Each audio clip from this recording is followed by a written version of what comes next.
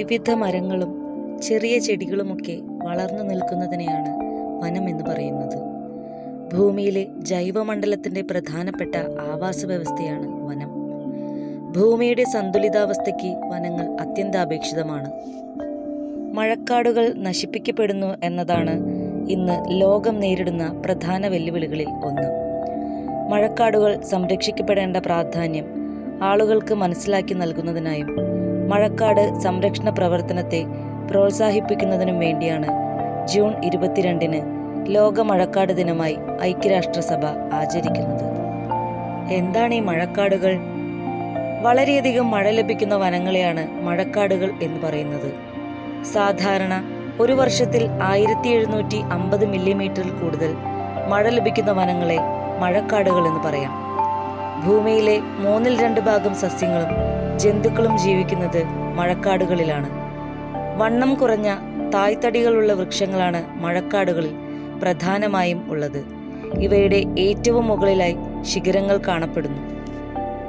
നിത്യഹരിത വനങ്ങൾ. വർഷം മുഴുവൻ പച്ചപ്പ് നിലനിൽക്കുന്ന വനങ്ങളാണിവ.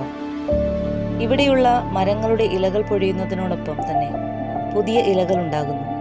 ഇതിനാലാണ് എപ്പോഴും പച്ചപ്പ് നിലനിർത്താൻ ഇവയ്ക്ക് കഴിയുന്നത്. നിരവധി തരം വൃക്ഷങ്ങളാൽ സമ്പന്നമാണ് നിത്യഹരിത വനങ്ങൾ. ഒരേ തരം വൃക്ഷങ്ങൾ കൂട്ടത്തോടെ വളരുന്നത് കുറവായിരിക്കും. ഉഷ്ണമേഖലാ പ്രദേശങ്ങളിലാണ് മഴക്കാടുകൾ കൂടുതലായും കാണപ്പെടുന്നത്. അർദ്ധ നിത്യഹരിത വനം.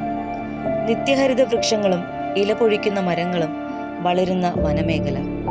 മഴക്കാടുകളെ അപേക്ഷിച്ച് മഴയും നനവും കുറവാണ്. കാടിനുള്ളിൽ പുല്ലുകൾ ഉണ്ടായിരിക്കും. വന്യമൃഗങ്ങൾ മഴക്കാടുകളിലുള്ളതിനേക്കാൾ കുറവാണ്. ഒരിക്കലും വറ്റാത്ത നീരുറവകളാണ് ഇതിൻ്റെ പ്രത്യേകതകൾ. പുൽമേടുകൾ. പ്രധാനമായും പുല്ലുകൾ വളർന്നു നിൽക്കുന്ന ഇടമാണ് ഇത്. ചോലവനങ്ങളും കുറ്റിക്കാടുകളും ഇതിനോടൊപ്പം കാണാറുണ്ട്. ആർട്ടിക്ക, അന്റാർട്ടിക്ക എന്നിവിടങ്ങളിലൊഴികെ ബാക്കി എല്ലായിടത്തും പുൽമേടുകൾ വളരുന്നുണ്ട്.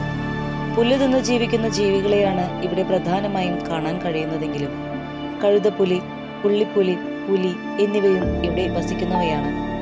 കേരളത്തിലും പുൽമേടുകളുണ്ട്. ഇരവികുളം ദേശീയോദ്യാനം, വാഗമൺ എന്നിവ ഉദാഹരണങ്ങളാണ്. നീലക്കുറിഞ്ഞി പുൽമേടുകളിൽ മാത്രം കാണപ്പെടുന്ന ചെടിയാണ്. ഇനി നമുക്ക് പ്രധാനപ്പെട്ട ചില മഴക്കാടുകൾ ഏതെല്ലാമാണെന്ന് നോക്കാം. ആമസോൺ മഴക്കാടുകൾ. ആമസോൺ പ്രദേശത്ത് പടർന്നു കിടക്കുന്ന വനപ്രദേശമാണ് ആമസോൺ മഴക്കാടുകൾ. ലോകത്തിലെ ഏറ്റവും വലിയ മഴക്കാടാണിത്. ഇതിൻ്റെ 60% ബ്രസീലിലും ബാക്കി പെറു, കൊളംബിയ എന്നിവിടങ്ങളിലുമായി ആകെ 9 രാജ്യങ്ങളിലായി സ്ഥിതി ചെയ്യുന്നു. Venezuela, Bolivia, Ecuador, Guyana, French Guyana എന്നിവയാണ് മറ്റ് രാജ്യങ്ങൾ.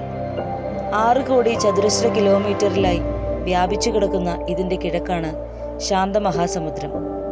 ഉയർന്ന തോതിലുള്ള മഴ, ഈർപ്പം എന്നിവ ഇവിടുത്തെ പ്രത്യേകതകളാണ്. ലക്ഷക്കണക്കിന് ജീവി വിഭാഗങ്ങൾ ഇവിടെയാണ്. പലതിനെയും ശാസ്ത്രലോകം ഇന്നും തിരിച്ചറിഞ്ഞിട്ടില്ല. Silent Valley. കേരളത്തിലെ ഏക നിത്യഹരിത വനമാണ് സൈലന്റ് വാലി. ഇത് ദേശീയോദ്യാനമാണ്. പുരാണങ്ങളിൽ സൈരന്ധ്രി വനം എന്ന് വിളിക്കുന്നു. ജൈവജാലങ്ങളാൽ സമ്പുഷ്ടമായ ഇവിടെ ചീവീടുകളില്ല. അതിനാൽ ഇതിനെ നിശബ്ദ താഴ്വര എന്നർത്ഥമുള്ള സൈലന്റ് വാലി എന്ന് വിളിച്ചു. സിംഹവാലൻ കുരങ്ങ് ഇവിടെ മാത്രമാണ് കാണപ്പെടുന്നത്. നിരവധി തദ്ദേശീയ ജന്തുജാലങ്ങൾ കാണപ്പെടുന്ന സൈലന്റ് വാലിയിൽ ആദിവാസി ഗോത്രവർഗങ്ങളും താമസിക്കുന്നു. കുന്തിപ്പുഴ സൈലന്റ് വാലിയിലൂടെ ഒഴുകുന്നു. കുന്തിപ്പുഴയിലെ പാത്രക്കടവ് ഭാഗത്ത് അണക്കെട്ട് നിർമ്മിക്കാൻ പദ്ധതിയിട്ടിരുന്നു. എങ്കിലും പരിസ്ഥിതി പ്രത്യാഘാതം കാരണം സർക്കാരിനെ പരിസ്ഥിതി സ്നേഹികൾ പിന്തിരിപ്പിച്ചു. കണ്ടൽ കാടുകൾ. കാട് എന്നാൽ ഉയരത്തിൽ വളരുന്ന ധാരാളം മരങ്ങളുള്ള പ്രദേശമായാണ് നാം സങ്കല്പിക്കുക. അഴിമുഖങ്ങളിൽ വളരുന്ന വൃക്ഷങ്ങളും കുറ്റിച്ചെടികളും അടങ്ങുന്നതാണ് കണ്ടൽ കാടുകൾ. കണ്ടൽ ചെടികളും അവയുടെ കൂടെ വളരുന്ന കണ്ടലിതേര സസ്യങ്ങളും ചേർന്നതാണ് കണ്ടൽ കാടുകൾ. ചതുപ്പ് നിലങ്ങളാണ് ഈ കാടുകളുടെ പ്രത്യേകത. ഭൂമിയിലെ ഏറ്റവും ജൈവസമ്പന്നമായ പ്രദേശമാണ് കണ്ടൽ കാടുകൾ. ലോകത്തിലെ ഏറ്റവും വലിയ കണ്ടൽക്കാടാണ് ബംഗാളിലെ സുന്ദരവനം. ഉപ്പുവെള്ളത്തിൽ വളരുന്ന ചെടികളാണ് കണ്ടൽ ചെടികൾ. ശിഖരങ്ങളിൽ നിന്ന് താഴേക്ക് വളരുന്ന വേരുകളാണ് ഈ ചെടികളുടെ പ്രത്യേകത. അതിനാൽ അന്തരീക്ഷത്തിൽ നിന്നും പ്രാണവായു സ്വീകരിക്കാൻ ഇവയ്ക്ക് കഴിയുന്നു. പശ്ചിമഘട്ട മലനിരകൾ. അറബിക്കടലിന് സമാന്തരമായി ഡക്കാൻ പീഠഭൂമിയുടെ പടിഞ്ഞാറ് കാണപ്പെടുന്ന മലനിരകൾ. ഇന്ത്യയിലെ ഏറ്റവും ജൈവസമ്പന്നമായ ഭാഗമാണ് പശ്ചിമഘട്ട മലനിരകൾ. ഗുജറാത്ത്, മഹാരാഷ്ട്ര, ഗോവ, കർണാടക, കേരളം, തമിഴ്നാട് എന്നീ സംസ്ഥാനങ്ങളിലായി വ്യാപിച്ചു കിടക്കുന്ന ഇതിൽ നിത്യഹരിത വനങ്ങൾ കാണപ്പെടുന്നു. ലോകത്തിലെ തന്നെ ജൈവ പ്രാധാന്യമുള്ള കേന്ദ്രമാണ് ഇത്. ഇന്ത്യയിൽ ഹിമാലയം കഴിഞ്ഞാൽ ഏറ്റവും ഉയരമുള്ള കൊടുമുടിയായ ആനമുടി പശ്ചിമഘട്ടത്തിലാണ്. നിരവധി നദികൾ ഉത്ഭവിക്കുന്നത് പശ്ചിമഘട്ടത്തിൽ നിന്നാണ്. കേരളത്തിലെ എല്ലാ നദികളുടെയും ഉത്ഭവം പശ്ചിമഘട്ടത്തിൽ നിന്നാണ്. നിരവധി വെള്ളച്ചാട്ടങ്ങൾ, ജലവൈദ്യുത പദ്ധതികൾ എന്നിവ ഇവിടെയുണ്ട്. തെക്ക് പടിഞ്ഞാറൻ കാലവർഷക്കാറ്റിന്റെ ഗതി നിയന്ത്രിച്ച് കേരളം ഉൾപ്പെടെയുള്ള സ്ഥലങ്ങളിൽ മഴ ലഭ്യമാകുന്നതിന് കാരണം പശ്ചിമഘട്ടമാണ്.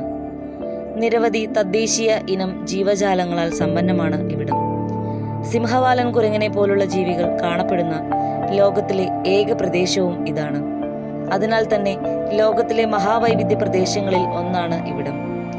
സാമ്പത്തികമായും പ്രാധാന്യമുള്ള പശ്ചിമഘട്ടത്തിൽ നിന്നാണ് വൻതോതിൽ മാംഗനീസ്, ബോക്സൈറ്റ് എന്നിവ ഖനനം ചെയ്യുന്നത്. നിരവധി വിനോദസഞ്ചാര കേന്ദ്രങ്ങളും ഇവിടെയുണ്ട്. 2012 യുനെസ്കോ പൈതൃക പട്ടികയിൽ ഉൾപ്പെടുത്തി.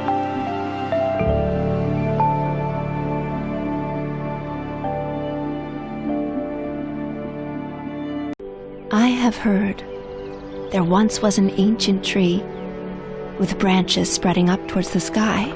The big ancient tree especially loved a little boy who came every day to play at his feet. Sometimes the boy slept on the tree's lap. The tree felt happy. As time went by, the boy had other things to do and came less and less. After many years, he came back to the tree. "Come, my boy," said the tree. "Swing on my branches. I need to build a house."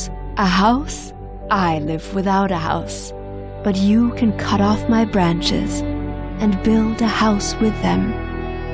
Without wasting any time, the man brought an axe and cut off all the branches.